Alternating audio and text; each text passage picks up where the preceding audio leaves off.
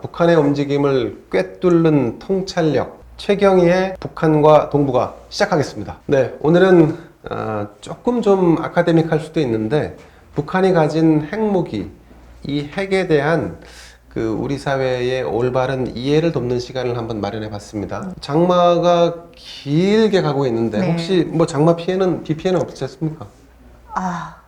너무 후덥지근하고 네, 이렇게 어쨌든 더울 때 북한 사람들 어떻게 살까 걱정이 많았습니다. 북한에도 비가 많이 왔대요. 많이 왔답니다. 예, 예. 네. 그래서 저 파주 위쪽에 황강댐이죠. 황강댐의 무단 방류로 인해서 이제 파주 지역에 좀 이재민도 생기고 했답니다. 근데 이제 저는 좀 아쉽습니다. 북한에서 이렇게 큰 댐에서 물을 방류할 때는 하류에 있는 남측에 영향을 줄 수 있기 때문에 미리 좀 연락을 해주면 좋은데 예. 왜 안 하는 거죠? 기본적으로 네. 남측을 이제 아랫동네라고 얘기를 많이 하고 아랫동네라고 얘기를 예, 하나요? 예. 그리고 네. 지리적으로도 굉장히 낮은 지역인 걸 북한이 모를 리가 없지 않습니까? 거기 뭐 그래서 위도상으로 아래에 네. 있죠? 예, 예, 그렇죠. 얘기를 해줬어야 되는데 네네. 얘기 안 하고 방출했던 점은 굉장히 아쉽습니다. 그런 와중에 통일부는 또 대략 뭐 100억이 넘는 돈을 북한에 지원한다고 이렇게 얘기를 하고 있는데 참 뭐 여러 가지가 좀 우리 뜻대로 움직여지지는 않는 것 같습니다. 네. 네. 자, 소장님, 북한 핵은 북한이 핵을 보유하고 있는 거는 기정사실이 된 거죠? 기정사실이죠. 그렇죠? 네. 얼마를 가지고 있는지, 핵탄두를 몇 개쯤 만들 수 있는 뭐 우라늄이나 플루토늄을 가지고 있는지는 알 수 없지만 네. 어쨌든 북이 핵을 보유하고 있는 건 국제사회에서도 다 인정하는 거란 얘기죠. 인정을 한다고 봐야 되겠죠. 이제 암묵적인 인정이 될 겁니다. 아마 대놓고 인정은 못 하니까. 네. 우선 북한 역시 2018년을 계기로 네네. 그 핵 보유국으로 인정받았다고 자부하고 있습니다. 스스로 그렇게 표명을 하고 있는 거죠. 그렇죠. 근데 그 이유는 네. 핵을 가진 상태에서 미국의 트럼프 대통령을 만났고 그렇죠. 그리고 핵을 가지고 있는 상태에서 핵 완성을 선포했더니 중국의 시진핑 네, 주석이 또 여러 차례 초대해서 만났다. 네. 사실 그렇군요. 2017년까지는 그렇게 핵으로 노력을 해도 이제 미국도 중국도 움직이지 않았는데 예, 중요하게는 한국이 중간에 이제 중재자라고 하나요? 네네. 이제 그런 소개자 역할을 하다 보니까 네네. 이제 미국도 중국도 움직였다 이렇게 얘기하고 있습니다. 그래서 그렇군요. 뭐 암묵적으로 인정을 받아서 국가적 이제 전략적 지위에 올라섰다 이렇게 얘기를 하고 있죠. 그렇군요. 조금 재미난 게 있어요. 북한은 이렇게 이제 북한을 상징하는 이를테면 핵도 북한 입장에서는 자신들을 대외적으로 상징하는 하나의 어떤 뭐 심볼로 이렇게 여기는데 그래서 그런가요? 북한 평양 여명거리에 가면 핵을 연상시킬 수 있는 아니면 핵과 연관이 있는 건축물 구조물이 많다면서요? 그렇습니다. 저는 좀 약간 좀 웃기기도 합니다. 왜냐하면 건축물이라는 거는 이 조형미도 있어야 되고 네. 그래서 어떤 선진 형태의 구조물을 만든다 뭐 이렇게 할 줄 알았는데 그게 아니라 우리는 뭐 핵 보유하고 있으니까 핵 보유하고 있는 걸 평양 안에 건축물로 구현시킬 거야 뭐 이렇게 했다는 얘기인가요? 아마도 그런 것 같아요. 그래요? 네, 그 여명거리에 네. 사실 김정은 시대에 들어서 제일 기념비적인 네. 그리고 최신식 이런 그 거리를 신도시를 신도시를 건설을 지었죠. 했는데 거기 이제 뭐 사진 저희도 이제 네이버나 이런 데 들어가서 보시면 아시겠지만 고층 건물이 꽤 있어요. 예. 네네. 그런데 그 건축 미학적으로 네. 보게 되면 핵탄두를 탑재한 네. 미사일들 네. 그리고 이제 그러니까 이게 고층 건물을 지을 때 핵을 탑재한 것처럼 보이는 네. 건물을 만든다는 거죠? 그렇죠. 예. 그러니까 건축 설계를 그렇게 네네. 한 건데 북한의 이제 이데올로기적 해석을 이렇게 좀 그런 관점에서 보게 되면 네. 사실 1992년에 김정일의 논문이 나왔어요. 근데 김정일에 네. 관한 논문인가요? 아니에요. 김정일이 본인이 쓴 논문인가요? 본인이 썼다고 하는 논문입니다. 아, 예, 제목이 예. 뭐냐면 네. 건축 예술론이라고 있습니다. 네. 근데 그 건축 예술론은 예, 예. 하나의 이제 시각과 그리고 생각과 그리고 이제 여러 가지 미각들이 이렇게 집대성이 돼서 예, 예. 도시 계획을 어떻게 할 것인지 하는 이런 예술론이거든요. 그래서 도시계획도 지도자 그렇습니다. 수장께서 다 지시하시는군요. 예. 네. 그래서 그 예를 들면 네. 평양에 있는 김일성 동상 네. 그리고 그 주변에 있는 고층 건물들은 김일성은 방향을 제시하는 존재이기 때문에 모든 것의 중심에 있어야 되고 예, 예. 그리고 주변을 구성하고 있는 고층 건물들은 노동당 시대의 업적들이다. 예. 그리고 그것을 조금 벗어난 넓은 범위에서의 이런 아파트들, 구조물들은 그걸 당의 업적을 따르는 그리고 그걸 당의 영도를 따르는 인민대중의 이런 구조들, 그러니까 인민들이 사는 구조물이다 이런 얘기를 해요.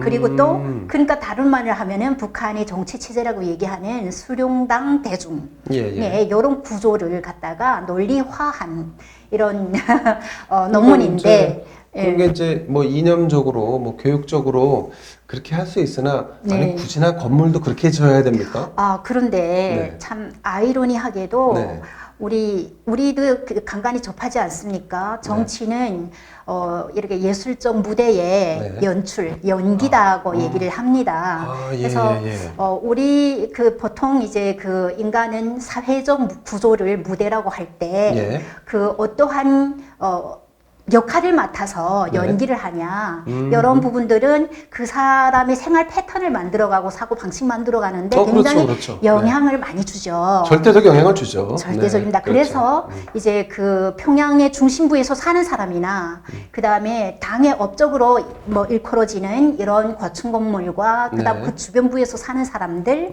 이제 자부심에 좀 차이가 있다. 그리고 또 이제 자신의 그 위치에서 역할을 찾을 것이다.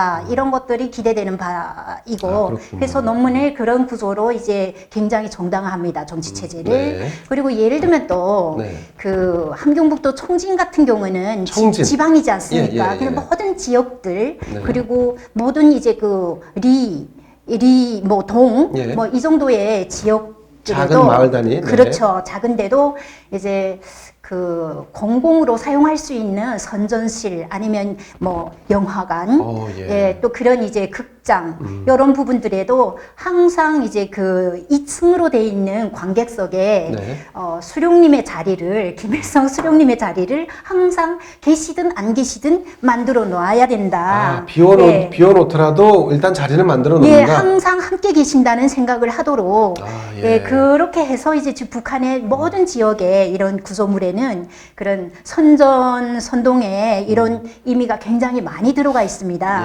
근데 좀 뭐 이건 제 그냥 엉뚱한 생각인데요.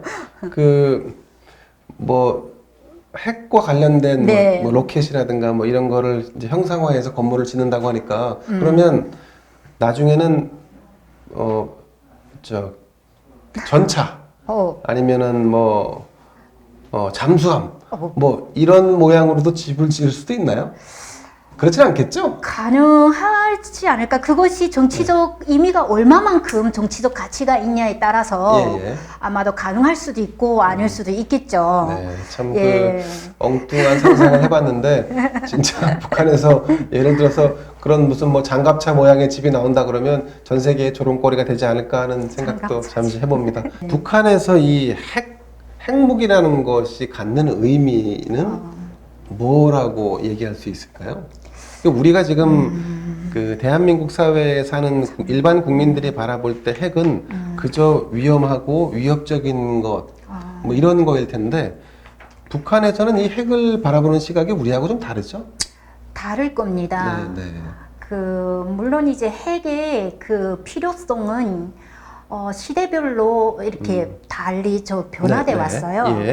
지금 현재 김정은 정권에서 이제 핵의 의미는 제가 좀 분석해 보면 예, 예. 정치, 경제, 군사, 사회문화, 네. 대외정책 네. 모든 곳에 연결돼 있어서 어, 그 의미는 네. 모든 정책을 이렇게 견인하는 구심점의 역할을 한다고 볼 수가 있을 것 같아요. 그러니까 네. 지금 김정은 체제에서 가장 중요한 화두가 뭐냐? 그러면 가장 중요한 상징물이 뭐냐? 뭐 그러면 무조건 핵이네요. 핵이죠.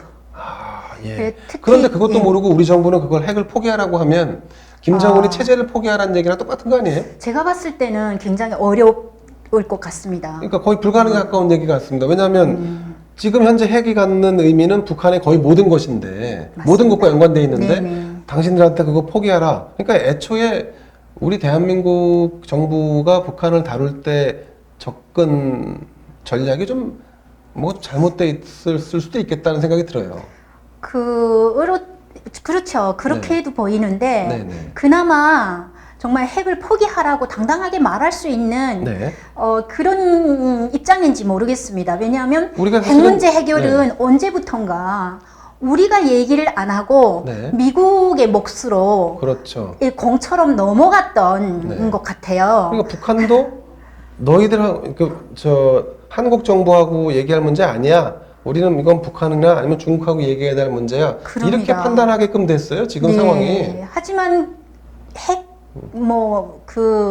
핵의 이제 모든 이제 기능들, 그 다음에 또 핵의 여러 그 물질들 네네. 이런 것들이 누출되거나 뭐 조금 이제 뭐 오발되거나 뭐 네네. 이런 부분들을 보면 가장 지리적으로 사실은 중국의 한계석만한 네. 이런 우리 한반도 예. 그것이 이제 분단돼 있을 뿐이지 사실 네. 우리 땅이지 않습니까? 그렇죠. 그래서 네. 그런 영향은 우리 대한민국 국민들이 가장 빨리 제일 많이 받을 건데 네. 누출되는 영향은 그렇죠. 그럼에도 불구하고 핵 문제 해결은 미국으로 아예 넘어가고 그리고 우리가 할 수 있는 일을 네. 아무것도 찾지 못하는 이런 네. 상태에 대해서 저는 조금 안타깝게 생각합니다.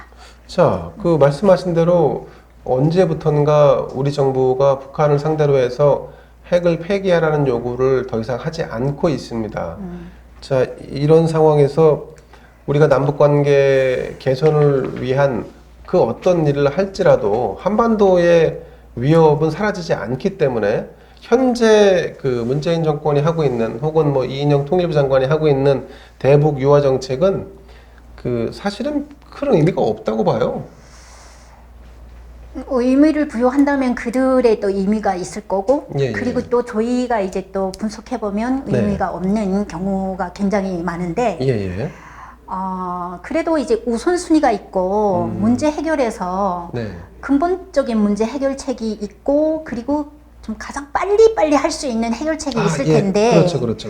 예, 그럼에도 불구하고 근본적인 문제 해결책에 대해서 조금 딜레이 시키거나 회피하거나 네. 그렇게 되면 빠른 해결책이란 이제 경제 문제거든요. 경제 그렇죠. 교류. 네, 네. 이쪽에만 우리가 집중하면은 사실 근본적인 문제를 해결 못한 채로 이제 빠른 해결책에 의존도가 생기고 이게 네. 좀 가장 중독성이 좀 심하다고 보거든요. 그러니까 근본적인 네. 해결책, 사실은 그건 북한의 전략상으로도 그렇게 돼 있을 것 같아요. 근본적인 문제는 차치하고 뒤로 미루고 야, 너희들 빨리 우리 도와줘서 우리 잘 먹게 잘 살게 하고 뭐 너희들이 얘기하는 게 뭐 우리는 한 민족이고 그리고 또 하나의 뭐 국가 형태로 통일돼야 한다고 지향하고 있으니 네. 너희들 뭐 핵 문제 더 이상 거론하지 마라. 그 대신 지원을 열심히 하고 우리가 하라는 협조 요구사항 그거나 좀 잘 들어라 이렇게 하는 거 아닌가 싶어요. 그게 북한의 요구죠. 아 예. 북한의 요구인데 우리가 똑같이 할 수는 없어요. 왜냐하면 이해관계 당사자가 다르기 때문에 그렇죠. 우리 같은 형제라고 해도 네. 내 자신이 아닌 나의 동생의 네. 그 이해관계가 똑같이 일치할 수는 없지 않습니까? 그럴 수 없죠. 네, 그럴 수 없죠. 따라서 북한의 요구는 그것인데 그러면 우리의 요구는 무엇이냐 다시 한번 검토를 좀 해보면서 네. 우선순위를 정했으면 좋겠습니다. 지금 아주 중요한 말씀하셨어요. 우리 정부가 지금 그 교착 상태에 빠진 남북 관계를 서둘러 개선하려고 하는 게 중요한 게 아니고 한반도의 먹구름이 드리워져 있는 이 강력한 위협, 핵무기로부터의 위협을 근본적으로 어떻게 해결할지에 대해서 이 해결책을 찾아야지만 우리가 그 다음 단계로 나아갈 수 있는 거고 그건 우리의 전략이고 북한의 전략은 그런 거 말고 너희들 그냥 빨리빨리 할 수 있는 거, 그러네. 속전속결로 할 수 있는 거 먼저 해. 근데 이런 전략에 지금 맞물리고 있는 거지 않습니까? 그렇죠. 여기서 지금 자칫 잘못 양보했다가는 우리는 핵무기라고 하는 본질적인 문제의 그 논의에서 제외될 수 있다. 그러니까요. 예. 자, 그럼 이제 소장님은 동경대에서 그 박사학위를 받으셨는데 이런 상황에 대해서 일본도 자세히 간파하고 있습니까? 아, 일본의 그 북한 핵에 대한 입장, 네. 그렇죠. 북한이 핵실험을 하고 그리고 그 미사일 발사를 할 때마다 일본은 또 대부분 다 미사일을 또 일본 앞쪽으로 쏘지 그렇죠. 않습니까? 동해로 동해에 쪽으로 쏘죠. 이제 하기 때문에 그렇죠. 자신의 하늘을 왕왕 날아다니는 이런 걸 상상해 보면 끔찍하죠. 일본의 입장에서는. 왜냐하면 아무튼 일본은 핵이라는 걸 그 핵 참화를 경험한 유일한 나라이기 때문에 2차 세계대전에 종전을 알렸던 게 바로 이 핵폭탄 투하였죠. 히로시마에. 핵에 대한 인식이 우리와 좀 많이 다른 것 같아요. 엄청난 위협으로 느끼겠죠. 그렇죠. 그래서 위협을 누구에게 이제 위협을 준다고 해서 그 행위를 한 사람들이 자기들이 얻으려고 하는 목적을 다 얻기는 어렵죠. 그렇죠, 어렵죠. 위협을 줘서 무엇을 끌어낼 것인지 북한도 한번 그걸 좀 신중하게 좀 생각해봤으면 좋겠어요. 아, 그렇군요.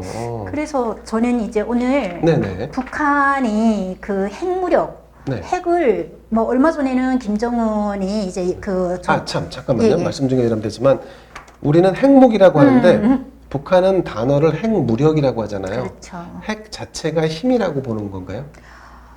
힘이라고 봅니다. 핵 자체가 그냥 절대 힘. 절대 힘. 아, 그렇군요. 예, 말씀 계속하시죠. 그 절대 힘이라고 보는 이유는 역사적으로 굉장히 깊이 뿌리 박혀 있습니다.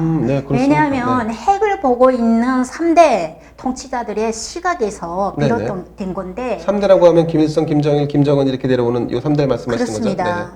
그래서 1945년 8월 15일 우리는 해방과 함께 분단이 됐죠. 네, 그렇죠. 예, 그런데 그 해방이 2차 세계대전이 종료되면서 맞습니다. 예, 우리가 해방이 되었고 북쪽 지역은 소련이 통치를 했고 남쪽 지역은 미국이 통치를 했죠. 그렇죠. 근데 그렇게 이제 그 분할 통치를 강대국이 분할 통치를 하면서 북한이 가장 이제 위험하면서도 그 자기 인식을 봤을 때 그 위험하면서도 이게 핵의 매력을 느꼈던 점은 그 사실 누구에 의해서 이제 그 해방이 됐지만 사실 이 부분에 대해서는 그때 당시 일본 군국주의였던 그런 상황에서 일본이 무조건 항복을 했다는 게 핵 참화 때문이거든요. 맞습니다. 미국이 히로시마에다 원폭을 투하했죠. 근데 그 핵을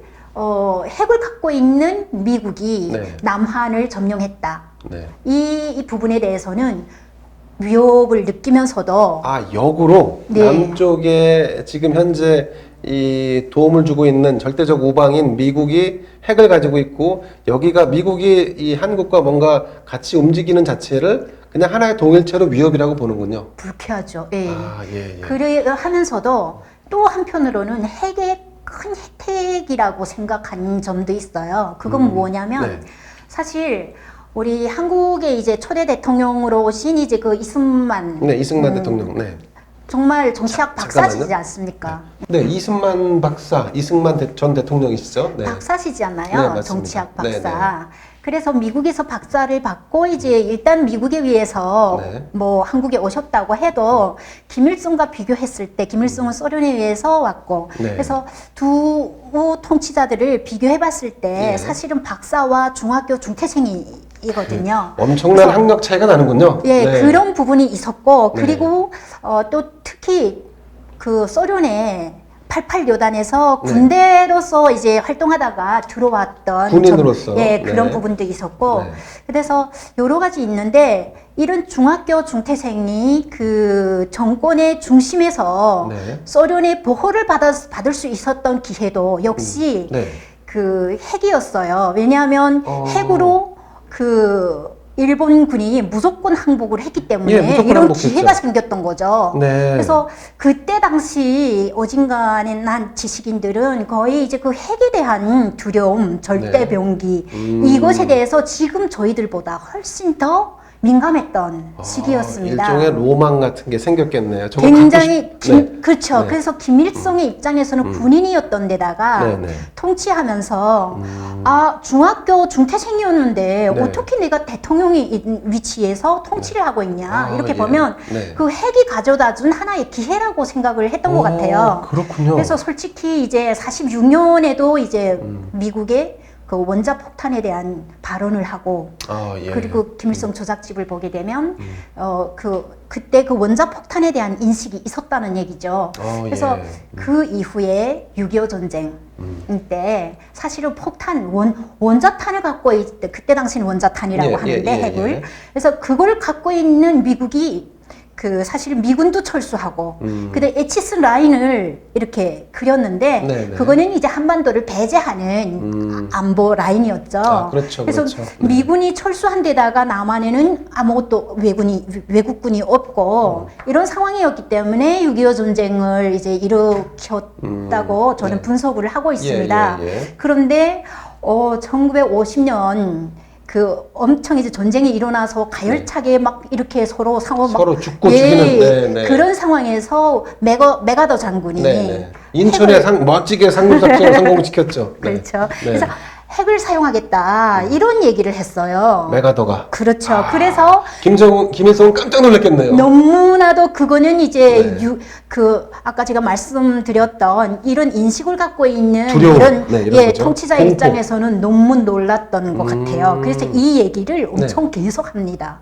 그래서 네. 북한이 이런 핵에 대한 전율, 인식 안에서도 공포 뭐 이런 거죠. 엄청나죠. 네. 그래서 이 핵에 대한 꿈을 이때 아예 꿈을 갖게 되는군요. 갖게 되는 거죠. 그래서 그걸 바통을 넘겨받은 김정일이 네. 결국 핵무기 착수에 돌입하는군요. 그렇죠. 그래서 네. 1950년 50년대에 특히 이제 6.25 전쟁 네. 그 전입니다. 46년 5월에 네.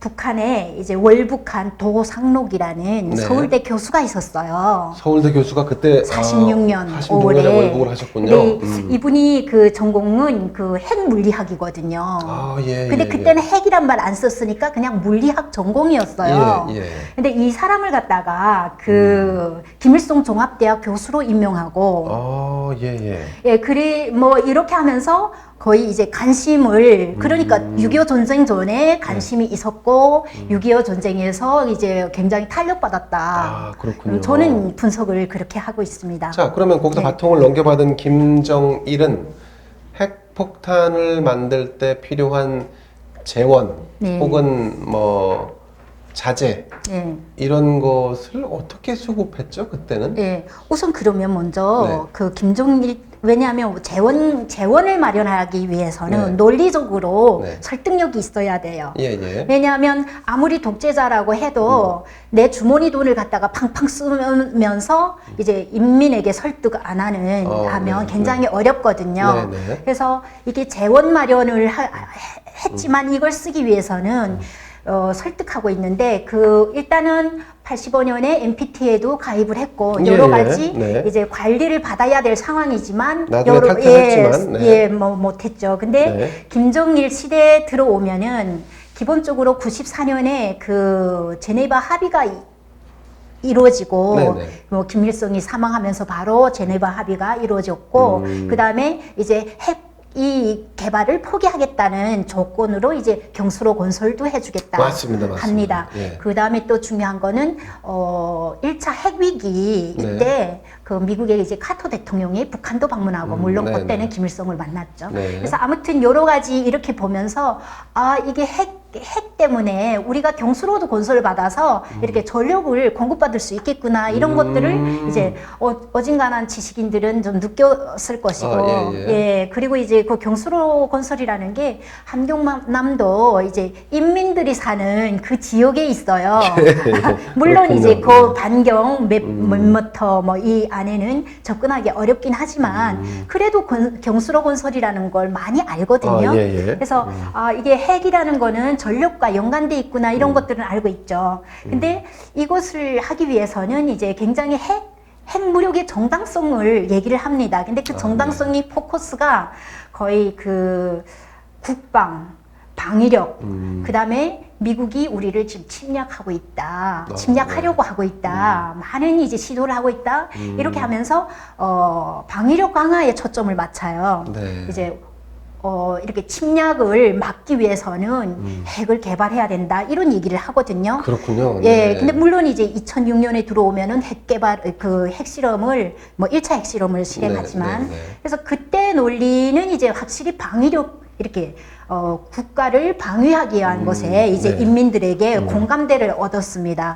그러다 보니까 나중에 김정일이 얘기한 그 문구들이 있는데 어떤 건가요? 그 정말 어렵고 인민이 다 먹고 살기 진짜 어려운 시기에 그래도 나라를 지켜야 되기 때문에 이렇게 그 군사력에 그리고 핵 개발에 이렇게 그 투자를 했다. 인민생활 풀면은 그때 당시는 살 수 있겠지만 나라가 침략받으면 망하지 않겠냐. 이런 장기적으로 볼 때 이 핵무기를 만드는 것이 결국 북한 전체를 살리는 길이다 이렇게 설득을 한 거군요. 그렇게 설득을 했습니다. 그러고 이제 그러다 보니까 재원을 그쪽으로 정말 굶어 죽는 사람을 이렇게 90년대에 굉장히 많은 사람들 어려웠는데 그것을 구제하기보다는 나라를 지키기 위해서 먼저 여기다가 투자를 했다. 이런 얘기를 솔직하게 했던 것 같은데 그런 재원을 그렇게 마련도 했고 그리고 또 중요한 것은 뭐 여러 가지 이제 뭐 위조 화폐라던가 여러 가지 이제 밀무역이라던가 뭐 이런 것들을 해서 또 이제 재원을 마련했던 거 아닌가? 우리 정부에서 그 지원했던 돈도 거기에 흘러 들어갔을 가능성이 있나요? 가능성이라면 얼마든지 있겠죠. 또 뭐 정확하게 뭐 확인이 안 되니까 잘 모르겠습니다. 그렇군요. 그냥 얼핏 이제 말씀 듣다 보니까 우리가 김대중 전 대통령 시절에 이제 뭐 불법 그 송금도 좀 있었어요. 그것도 뭐 5억 불 얘기가 나왔었고, 우리가 또 사실은 경수로도 이제 건설을 해준 셈이고, 그리고 그 어떻게 보면 그 인력과 연구원 관련 인력의 수급도 일정 부분 그 북한이 우리를 통해서 해소한 게 아닌가 하는 생각마저 들어요. 자, 이제 그렇다 보니까 우리가 북한을 도울 때는 북한의 전략이 무엇인지를 정확히 꿰뚫고 그 다음에 거기에 맞게끔 대응을 해야지 우리는 그냥 선하게 착하게 좋은 게 좋은 거니까 했다가는 뒤통수 맞기 십상이다 이런 생각이 들어요. 네, 저도 그렇게 생각합니다. 그래서 이제 94년에 1차 이제 핵 위기가 있었고 2000년대 초반에도 또 2차 핵 위기가 있었고 그리고 2006년에 이제 1차 핵실험이 있었고 지금까지 보면은 거의 이제 6차까지 핵실험을 했고 그리고 핵무기 체계가 완성됐다고 스스로 밝히고 있죠. 그렇죠. 핵 개발을 해서 핵을 뭐 소형화, 경량화 이렇게 핵탄두를 이렇게 기술적으로 굉장히 높였고 그리고 그것을 운반하는 운반 체계까지도 지금 거의 뭐 완성했다고 북한은 말하고 있고 저희는 이제 뭐 어느 정도의 이제 그 인정을 조금 하고 있습니다. 그래서 이런 시기까지 오기까지는 솔직히 정말 핵을 해결할 주인이 있었냐 하고 저는 문제 제기를 해보고 싶어요. 핵을 해결할 의지가 있었냐? 주인. 주인. 예, 그 의지가 더 의지라고 얘기를 해야 되겠죠. 북한이 스스로 그 핵을 완성 단계에 와 있다라고 뭐 대외적으로 공표를 하고 있고. 그럼 이제 이 정당성이랄까? 이 나름대로 북한의 논리에 대해서 우리가 조금 깊이 있게 좀 이해를 한번 해보면 어떨까요? 네네. 우선 그 정당성이 어떻게 북한 인민들에게 먹혀 들어가는지 그 논리적 구조를 말씀드리기 전에 우리가 조금 역사적으로 잠깐 돌이켜 볼 필요가 있습니다. 그 이제는 수십 년이 됐죠. 네. 이제 10년도 아니고 그 1차 핵 위기 있었을 때부터 네. 사실 80년대도 북한이 핵 개발을 한다고 의심하면서 그리고 89년에 이제 프랑스의 위성 촬영에 위성 사진에 네. 촬영되었어요. 네. 물론 뭐 열이 감지되고 여러 가지 이제 전파가 노출되고 그다음에 여러 가지 뭐 이런 전기 사용량이 많고 뭐 예, 이런 예. 것들을 보면은 이제 사진 그리고 알 사진을 수 보게 되면 네. 알 수 있는 거죠 아, 밖에서도. 네, 네, 네. 근데 그게 감지돼서 그때부터 북경에서 뭐 이렇게 참사관급 회의를 네. 미국과 북한이 처음으로 미국이 북한을 대상했던 거죠. 예. 예, 사실은 처음입니다. 근데 네. 그렇게 회의를 시작하고 그다음에 또 뭐 여러 가지 뭐 그 93년에 NPT에서 탈퇴하거나 그다음에 네네. 94년에 이런 핵위기가 조성되고 그리고 그 과정에 육자회담 굉장히 많은 네, 회담을 맞습니다. 해왔습니다. 네, 많이 했죠. 네. 그럼에도 불구하고 북한은 시간표 관리를 제대로 하면서 네. 이렇게 차근차근 자기들이 의지한 바들을 하나하나 밟아왔던 것 같습니다. 네, 네. 중요한 거는 우리가 정말 압박을 하고 그다음에 핵 문제를 해결하고자 할 때는 약간의 이제 그 시간적 연장, 시간적 딜레이를 했을지는 몰라도 그 다음에 좀 어느 정도 여유가 생기면은 좀 틈이 보이면 또 네. 이제 개발을 추진하고 이런 방식으로 해오면서도 한 번도 의지를 굽혔던 적이 없었던 거 아닌가 이런 생각을 예. 해보고요. 더구나 그러니까 북한은 핵을 네. 개발하려고 하는 의지를 한 번도 굽힌 적이 없는 거예요. 그런 것 같습니다. 그렇죠? 지금까지 보면은. 네. 우리 정부를 속인 거죠. 근데 중요한 거는 네. 우리가 이제 북한이 핵 개발이나 미사일 실험을 하게 되면 엄청 이제 기대하고 있는 미국. 근데 사실 2016년 네. 들어서 핵 실험을 제 4차 핵 실험 1월 달에 했고 예. 5차 핵실험은 9월에 했어요. 이렇게 네, 1년에 예. 2번씩이나 하고 네. 그것도 이제 굉장히 높은 단계에서 수소탄 실험이다.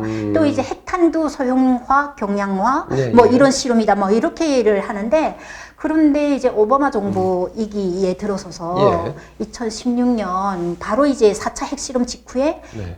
전략적 인내를 선포하거든요.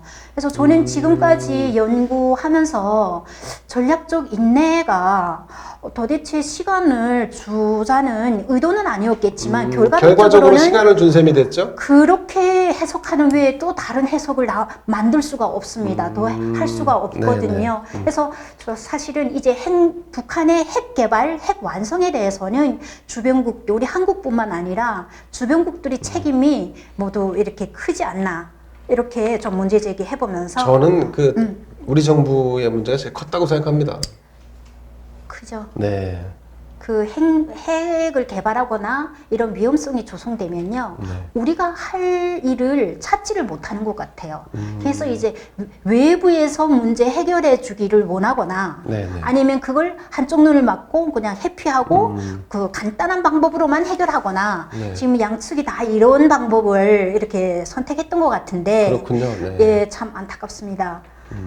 자, 핵무력의 정당성에 대해서 좀 설명을 좀 부탁드릴까요? 네, 북한은 이제 김정은 정권이 2012년 4월에 네. 공식 출범하면서 바로 1년 경제정책 모든 것들을 이렇게 조사하고 파악하고 그리고 나서 제일 먼저 선포했던 게 경제건설과 핵무력건설의 병진 노선이에요. 병진 노선이죠. 네. 네. 그래서 그거는 항구적 병진 노선이라고 하거든요. 예. 그래서 김일성 시대에는 국방건설과 핵무력건설, 경제건설에 네. 처음에 경제건설이죠. 경제건설과 국방건설의 이제 병진 노선이라고 했는데 김정은 시대에는 핵무력건설로 국방건설이 변화됐습니다. 아, 예. 경제는 빼고요. 경제는 같죠. 경제는 김일성 시대에도 김정은 시대에도 그게 항상 앞섰어요. 앞섰어요. 네. 네. 그런데 이제 논리적으로 그럼 다시 다른 말로 하면은 네. 병진 노선을 항구적으로 갖고 가는 중심이다 이런 얘기를 하고 있는데 네. 병진 노선의 그 구조는 경제 건설이 있고 핵무력 건설 두 가지로 두 가지가 있죠. 이루어져 네. 있죠. 예. 예, 그렇게 있고 그다음에 이 핵무력 건설을 정당화하고 있는데 2013년 1년 만에 2013년 3월 31일인가요? 그 김정은의 병진 노선을 선포한 그 연설을 좀 이렇게 그 좀 분석해 보면 예. 굉장히 재밌습니다. 그 논리적 구조를 보면 딱 세 가지예요. 세 가지. 예. 네. 그 왜 핵무력이 정당하냐 하는 건데 첫 번째는 국제 환경에 대한 인식이 내재돼 있고 그 다음에 두 번째는 경제적 실리 구조가 예. 들어가 있어요.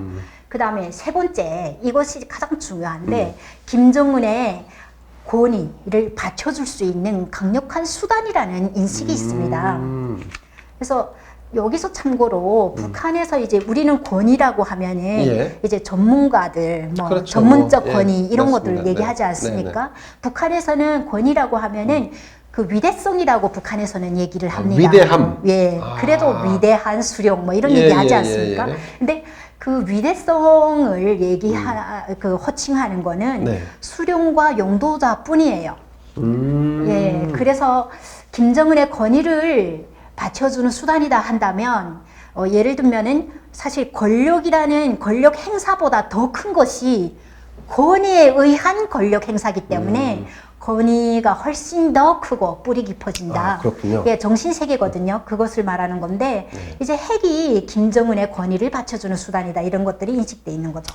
그 김정은이 나이가 어리잖아요. 네.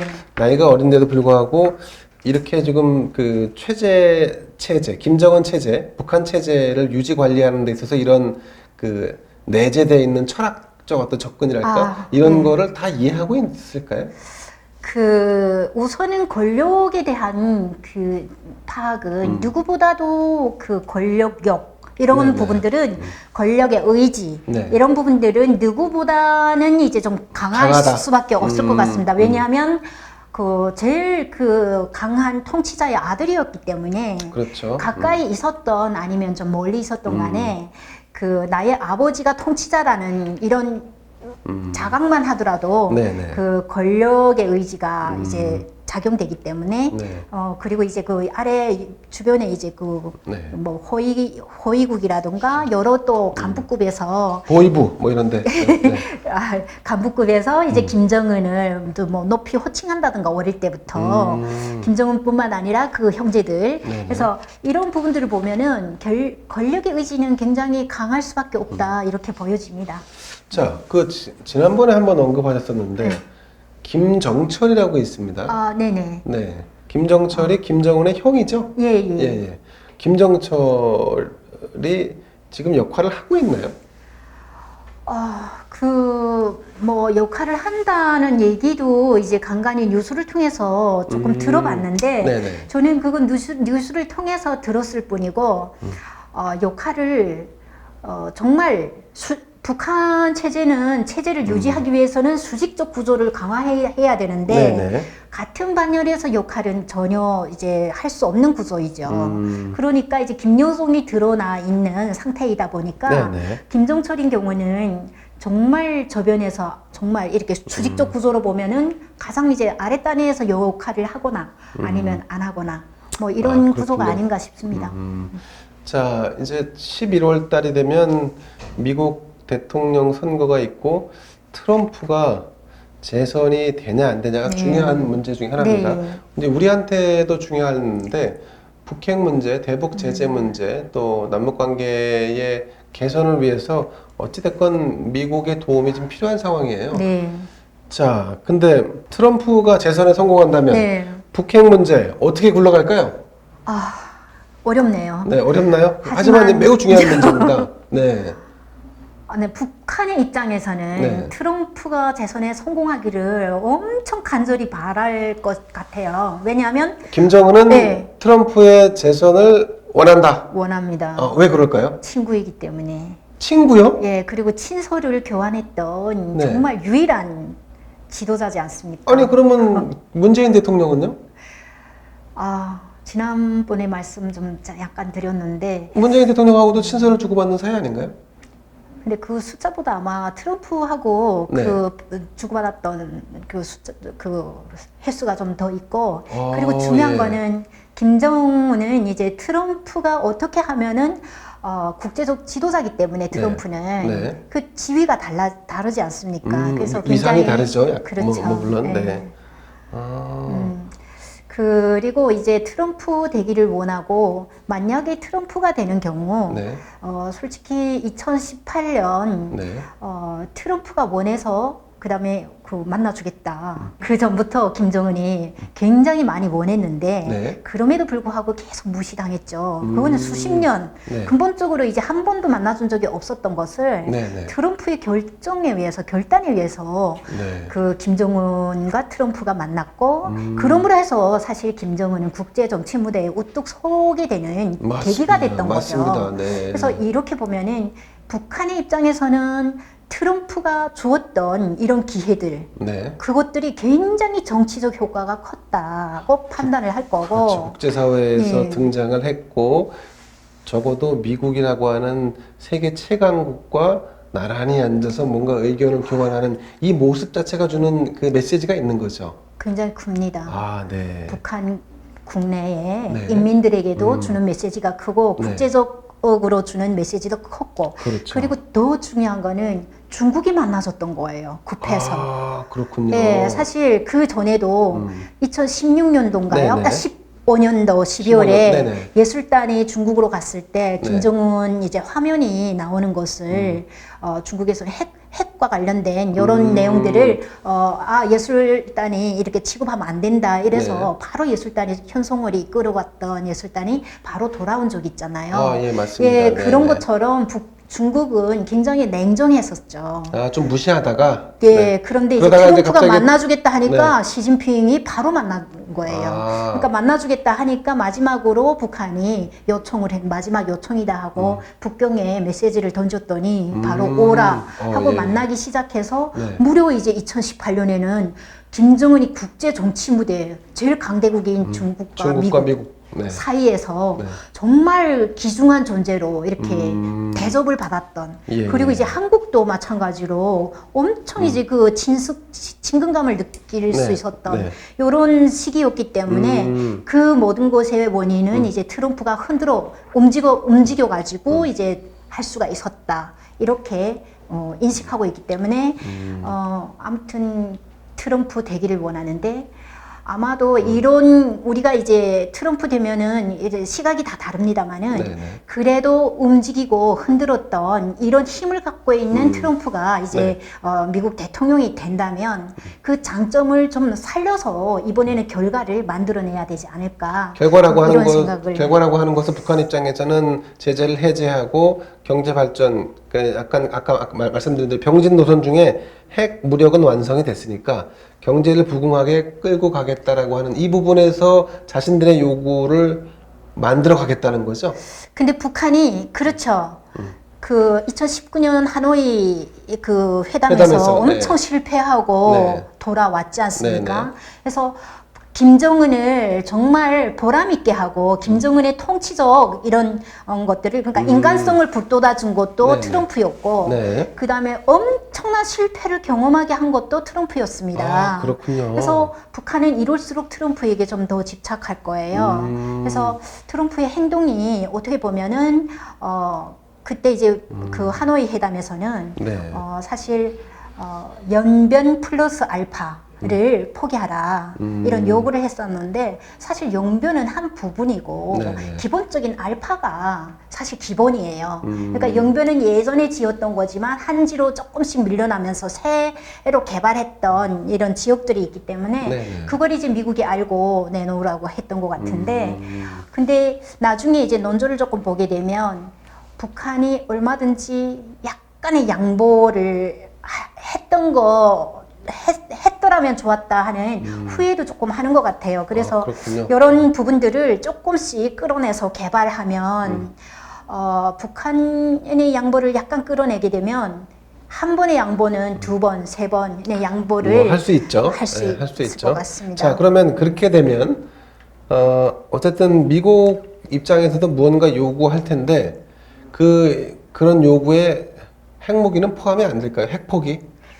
그 핵 포기가 굉장히 어려운데 네. 그 이유는 모든 정책을 견인하는 지렛대가 돼버렸어요. 네, 네. 기존에는 대외 정책과 국방에서 이제 김정일 시대에는 방어해야 된다. 네, 방영으로 이렇게 논리적 구조가 돼 있었다면, 그러니까 인민에게 설득했다면, 지금은 아까 말씀드렸던 여명고리를 비롯해서 정치, 경제, 군사, 사회, 문화 모든 이런 정책을 견인하고 네. 그리고 특히 김정은의 권위를 받쳐주는 강력한 수단이기 때문에 그렇군요. 사실은 핵이 해결되거나 실질적으로 해결되지 않아도 북한 인민들에게 핵을 조금 양보했다는 얘기가 들려간다면 조금 이제 정치적인 입지가 균열되는데 좀 그런 결과를 초래하지 않을까 이런 우려도 하는 것 같습니다. 그렇군요. 네. 결국 그 북한이 핵을 포기하지 않는 게 아니라 포기할 수 없는 상황에 지금 처해 있는